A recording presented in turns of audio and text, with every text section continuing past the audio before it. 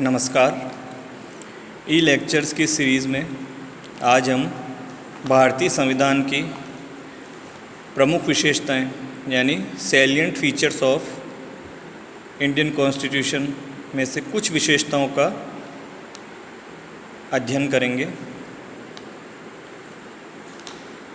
भारतीय संविधान अपने आप में एक अनोखी कृति है और इसको अनोखा बनाती है इसकी कुछ विशेषताएं। तो आइए अब हम देखते हैं इसकी प्रमुख विशेषताएं कौन कौन सी हैं। सबसे पहली विशेषता में हम देखें तो यह दुनिया का विशालतम संविधान है। भारतीय संविधान दुनिया का विश्व का सबसे बड़ा और विस्तृत संविधान है। मूल संविधान में 395 अनुच्छेद 395 आर्टिकल्स, 22 भाग और 12 अनुसूचियाँ यानी 12 शेड्यूल्स हैं। उसके बाद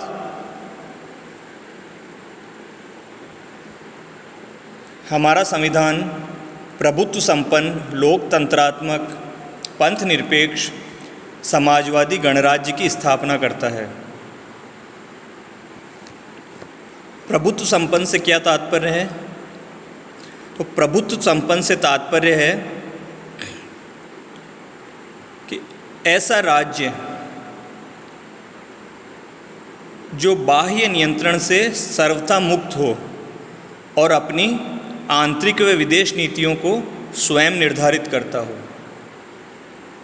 अब हम देखें तो लोकतंत्रात्मक राज्य, लोकतंत्रात्मक से तात्पर्य ऐसी सरकार से है जिसका समूचा प्राधिकार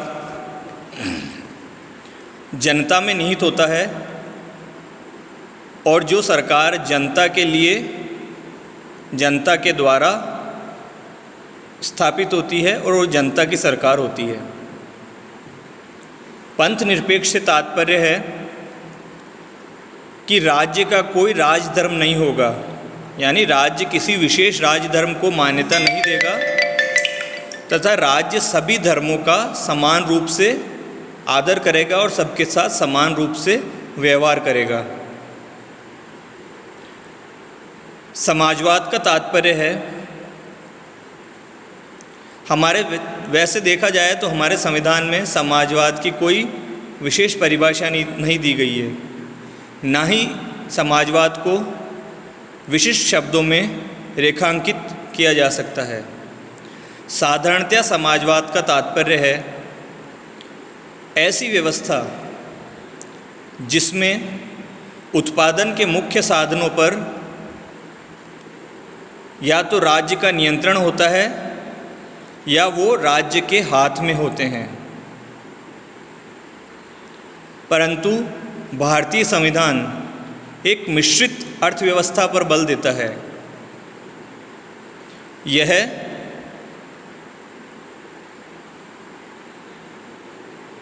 सामाजिक गतिविधि के साथ व्यक्तिगत गतिविधि को भी बराबर महत्व देता है। इस प्रकार हमारा संविधान एक अनोखे समाजवाद की स्थापना करता है।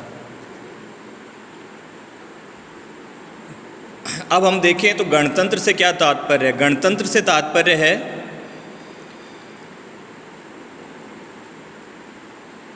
देश का संवैधानिक प्रमुख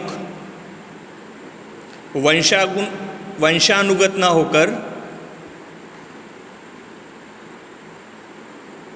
देश की जनता द्वारा चुना जाता है, यानी वंशवाद की परंपरा का अंत कर दिया गया हमारे देश में और राष्ट्राध्यक्ष देश की जनता द्वारा चुना जाता है।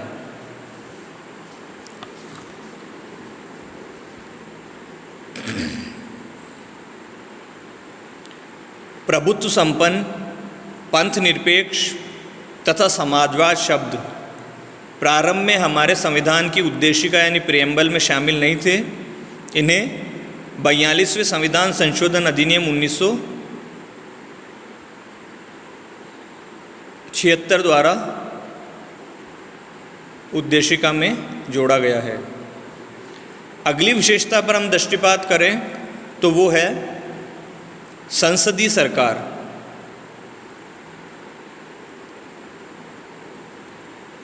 विश्व में दो प्रकार की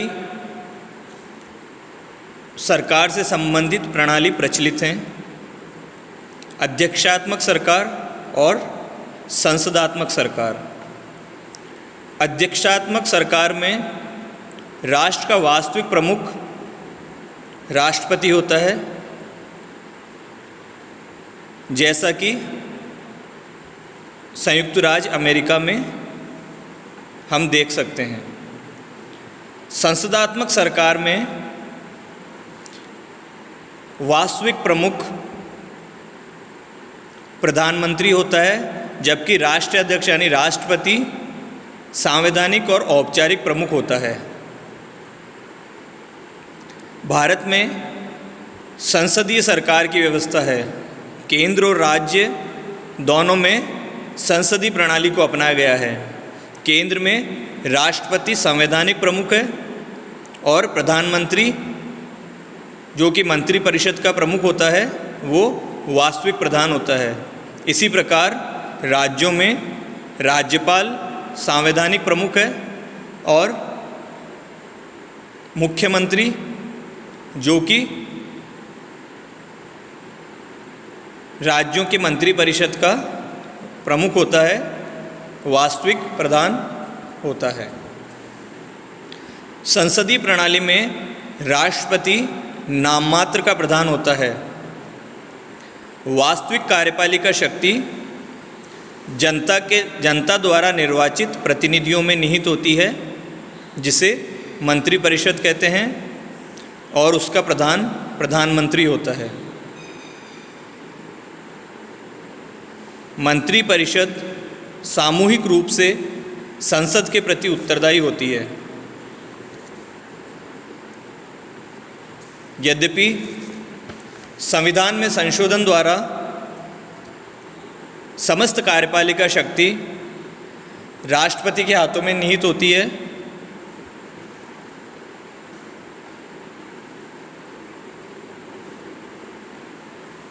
यद्यपि समस्त कार्यपालिका शक्ति राष्ट्रपति के हाथों में निहित होती है संविधान के अनुसार, परंतु वह उसका उपयोग मंत्रिपरिषद की सहायता से ही करता है, जिसका प्रधान प्रधानमंत्री होता है। उसके बाद एक प्रमुख विशेषता है हमारे संविधान में समाविष्ट मूल अधिकार। संविधान के भाग 4 में, माफ़ कीजिएगा, संविधान के भाग 3 यानी अनुच्छेद 12 से अनुच्छेद 35 तक मूल अधिकारों की घोषणा की गई है। अब प्रश्न ये उठता है कि मूल अधिकार क्या हैं?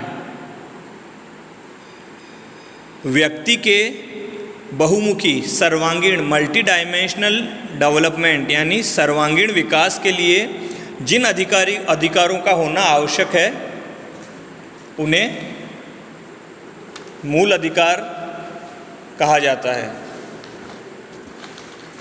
संविधान का भाग 3 जो कि अनुच्छेद 12 से अनुच्छेद 35 को समाविष्ट करता है, इन्हीं मूल अधिकारों से संबंधित है। ये मूल अधिकार ही व्यक्ति के विकास और स्वतंत्रता का आधार हैं। मूल अधिकारों का कॉन्सेप्ट हमारे संविधान में अमेरिका के संविधान से अपनाया गया है।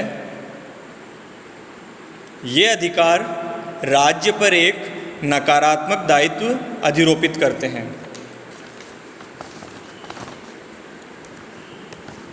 संविधान राज्य को ऐसी विधियां बनाने से रोकता है, निषिद्ध करता है जो कि हमारे यानी नागरिकों के मूल अधिकारों को अतिक्रमित करती हैं और जिनसे मूल अधिकारों का हनन होता है।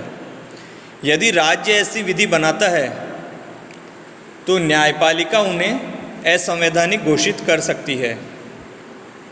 मूल अधिकार आत्यंतिक एब्सोल्यूट नहीं है। इन अधिकारों पर राज्य सदाचार, स्वास्थ्य और सार्वजनिक हित में निर्बंधन यानी सीमाएं अधिरोपित कर सकता है।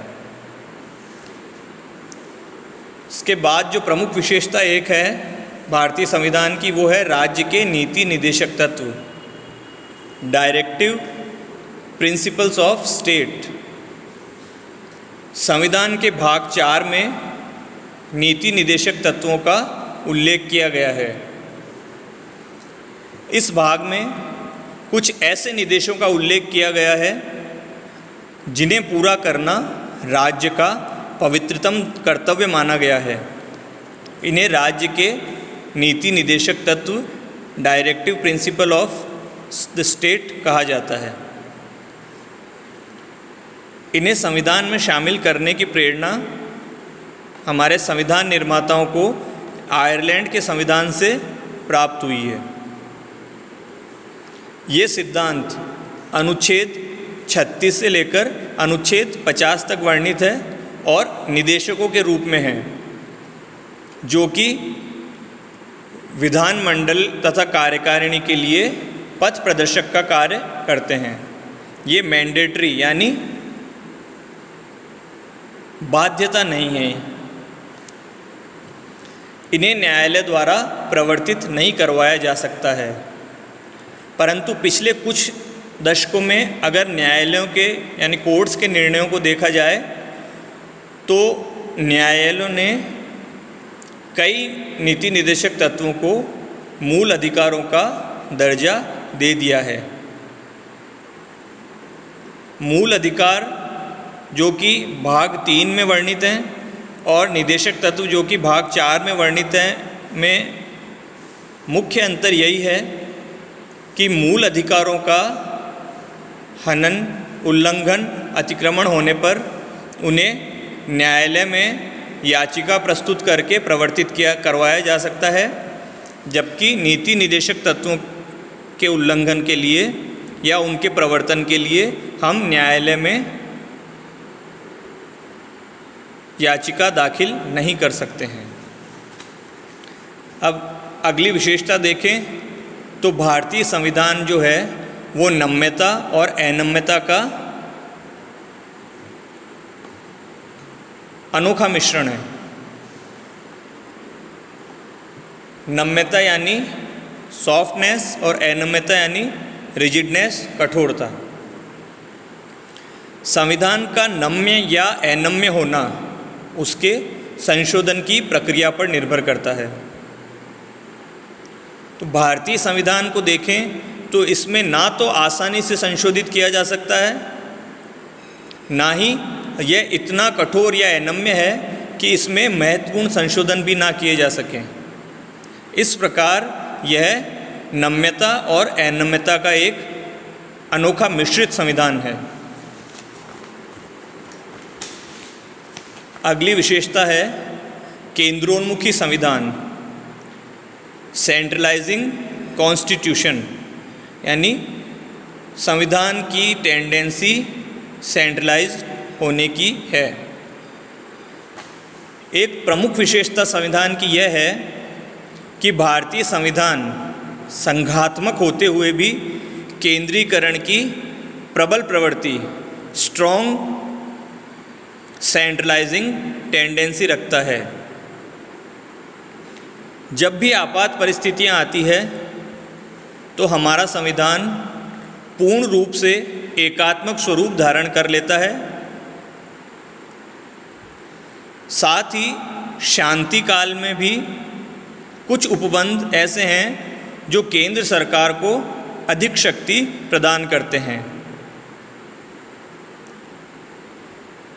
इस प्रकार हम कह सकते हैं कि संघात्मक और एकात्मक दोनों प्रकार के संविधानों की विशेषताएं